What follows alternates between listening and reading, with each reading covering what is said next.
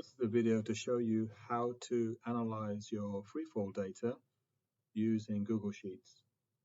Go to the Google homepage, log into your Google account, then under your Google Apps, scroll down until you find Sheets, add a blank sheet. Let's rename the spreadsheet using your last name, first name, and then we'll call this freefall data analysis. Press enter to save that. Let's click on the top right cell and let's give this a title.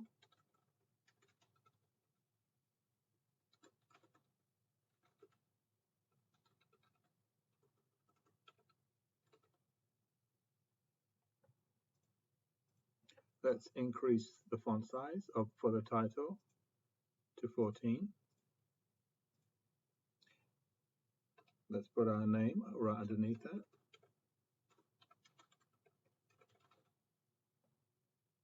And the date.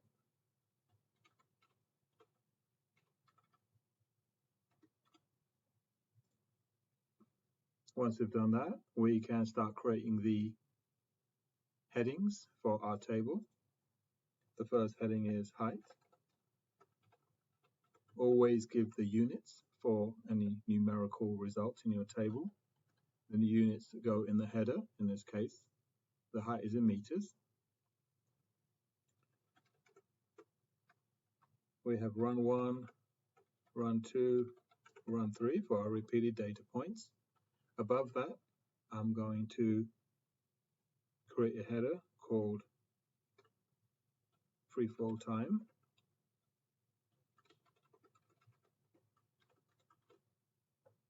Seconds in brackets. Now I'm going to select these 3 cells and merge them and then center. Now I'm going to label my range header or my range column, and that's in seconds. Average, seconds, and then we've got average squared in seconds squared. Going to increase the width of the last column so our column title will fit. I'm going to enter in the values for the heights. First one is 0, next one is 0.3. To auto-fill the rest, select the first 2, click on the square on the bottom right hand side, and drag. So we had 1, 2, 3, 4, 5, 6, 7. No, it's less than that. It was just 6. So then you can see that the heights are automatically filled in as a linear sequence. Now enter in your data. Here I have my data in another sheet. I'm just going to copy and paste that, but please enter your own data.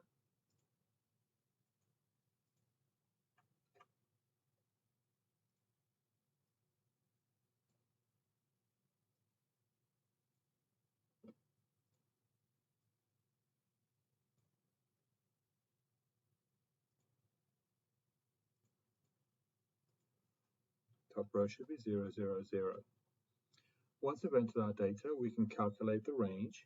The range is given as the max is equal to, so first we go to equals, max, and then select the 3 columns in the row for that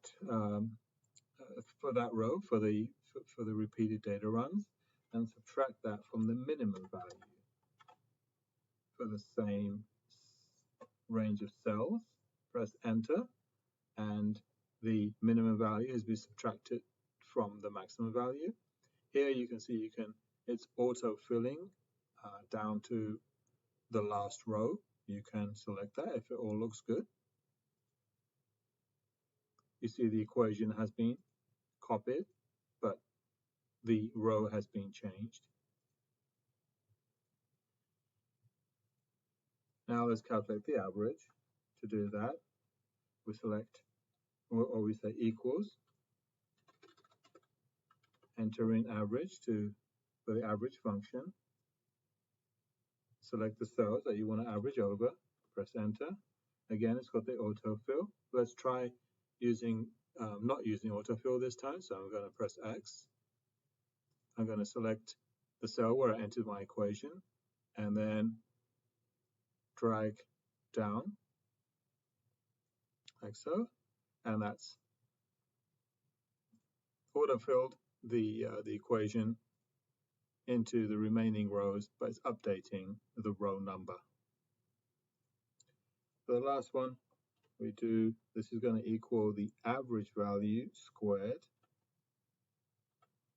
so to the power 2, and this time I'm going to accept autofill, and I want to format my data so it's only to 3 significant digits. To do that, I selected those cells, and I'm going over to here to decrease the decimal places. So I decreased it, and now I'm increasing it, so I have at least 3 significant digits. There's my data. I'm going to select the header cells, go over to the borders, underline the bottom cells, and put an underline here on the group.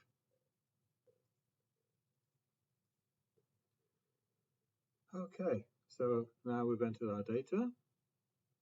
Next thing we're going to do is to plot it. To do that, let's select a cell and go to Insert, Chart, and we have a blank chart.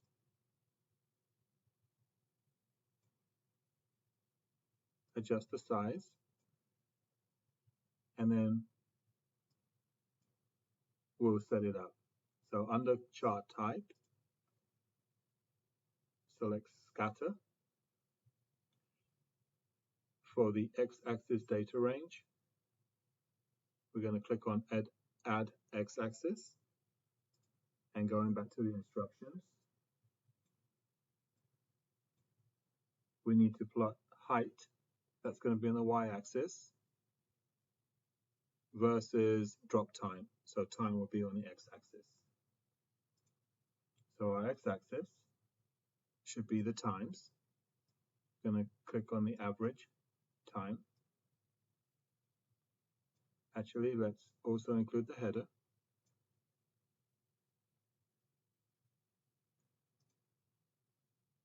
And then I'm going to add a series. This will be my Y-axis.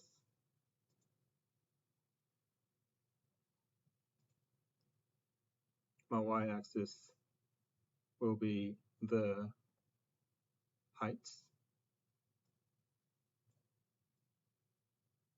I've included the header in my range. Here we have a plot. Looks good so far, but we need to just change a few other things. So leave this as using your Y-axis as the labels. Sorry, the X-axis as your labels. Okay. So the next thing we're going to do is go to Customize, expand the chart axis, and at chart and axis titles, put in the title text. So this is free fall distance versus average free fall time.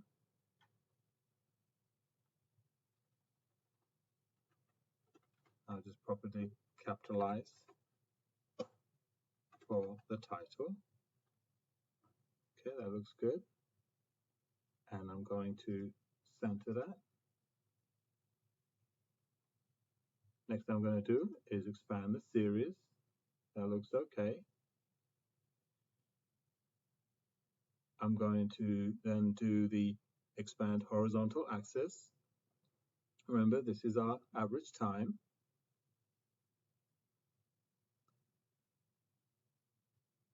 So that looks okay. Vertical axis. So okay, let's go into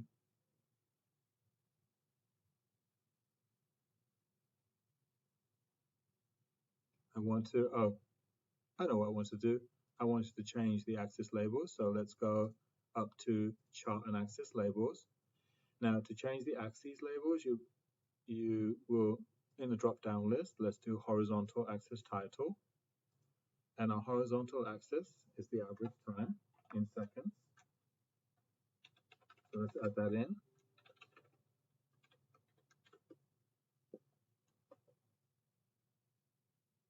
Press enter, should appear. And now let's change the title for our vertical axis. And this is the free fall distance.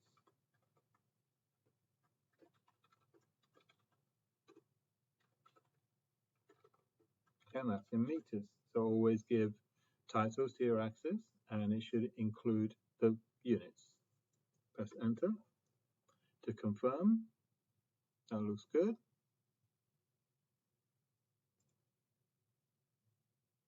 Now for under the series, we can add a trend line.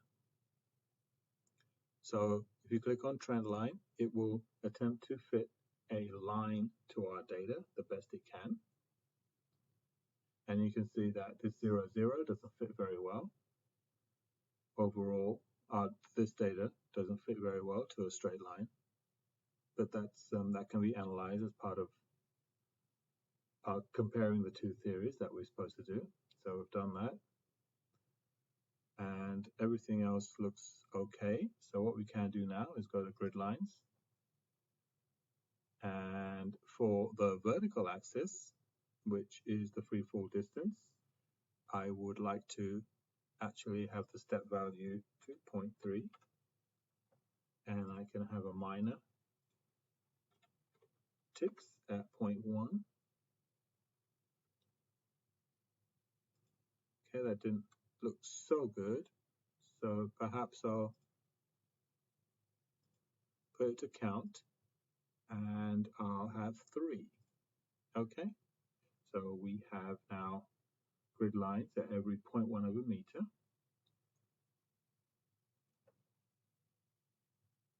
And then the next thing we can do here is let's look at the horizontal.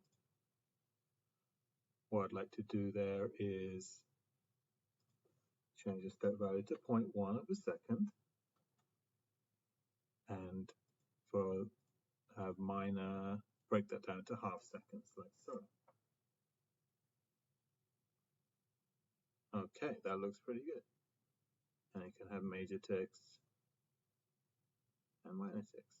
There we go. Okay, and we can do that for both axes.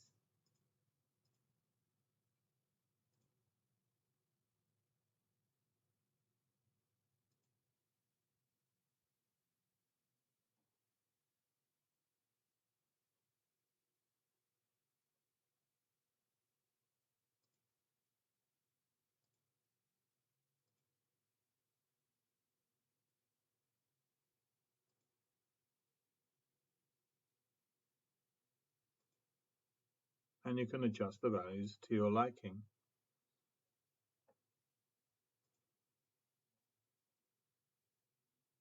When I clicked on major ticks, I ended up with this horizontal vertical line here, which I didn't like, so I'm going to remove that. And let's try putting in minor ticks. Okay, I'll leave it as that, like that. I think that's the clearest. Okay, so now we have that. we can now close this, and we have our graph. And now let's click on another cell down here, and let's now start plotting this time freefall distance against the average time squared. So we're going to insert another chart, move it into position by clicking on it and dragging, adjust the size to match the one we just created, and we'll go through the same process.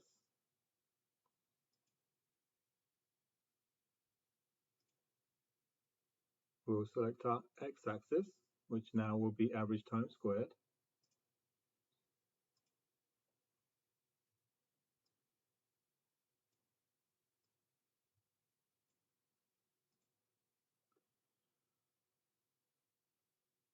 We'll add a y-axis, which will be our height in meters.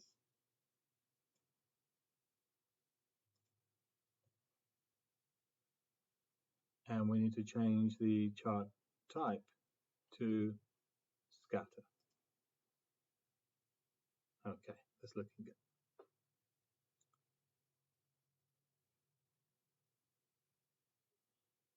Customize it. The star is okay. Let's change the axis. The chart title is now freefall distance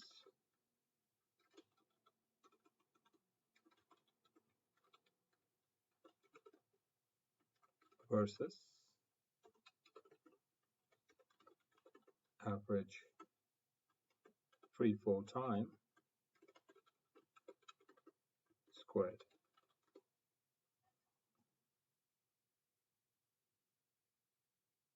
Press enter.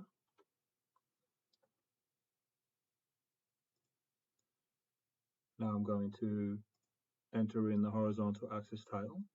The horizontal axis is the average time squared,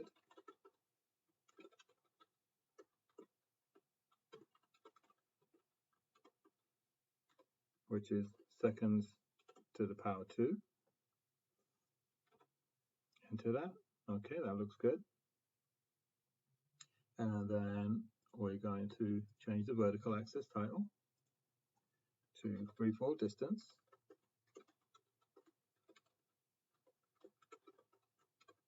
In meters. Press enter. So that all looks good. And now we can go onto the grid lines and tick marks. On the vertical axis, I would like to change the step value to 0.3, which was our the distance between our markings. Now I would like to, at some point we can change the minimum and maximum. So got 0.3 there, and I'd like to break that up into 3 minor tick marks. Actually, we just want 2. I think that makes sense. That's 6. Yeah, that's better. 6, 7, 8. I think I made a mistake over here, and I will go back and fix that one. So that looks good, and now we can do the horizontal axes. That looks okay. Perhaps I could break that up into 0.5, not 0.5, 0.05. There seems to be space for that. And there's too many zeros there. Let's see if we're going to adjust that. Press enter.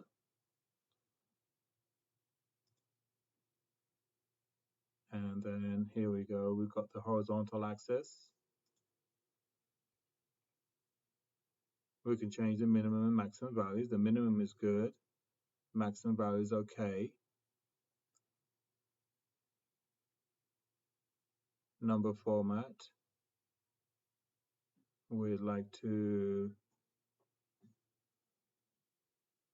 round that if possible, but it says from source data.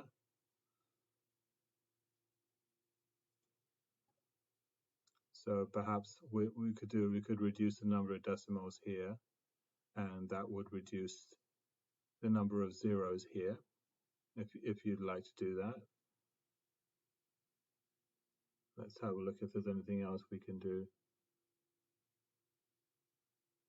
Custom formats, other custom formats, here we go. And then we can select this one and apply it. Okay, this makes it look a bit tidier. And this looks okay. We have our axes labeled. We've got units. Perhaps what we can do is go up to the chart axes and title, go to the chart title and just center that. You can also change the font and color if you like. And one thing I forgot to do was to add a trend line.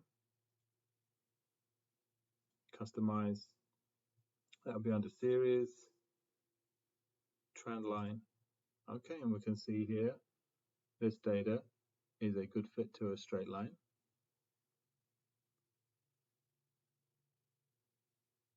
You may have different results. And I want to go back and fix this error here where I broke this into too many parts there. So edit, go to customize, go to the vertical, actually go to grid lines and ticks, vertical axis, and I just want the count to be 2. So when I do that, we can see we have 0, 0.1, 0.2, 0.3. So each tick mark is 0.1 of a meter. So that looks good. And it's already shared. And we've analyzed our data and plotted it. Thanks for watching.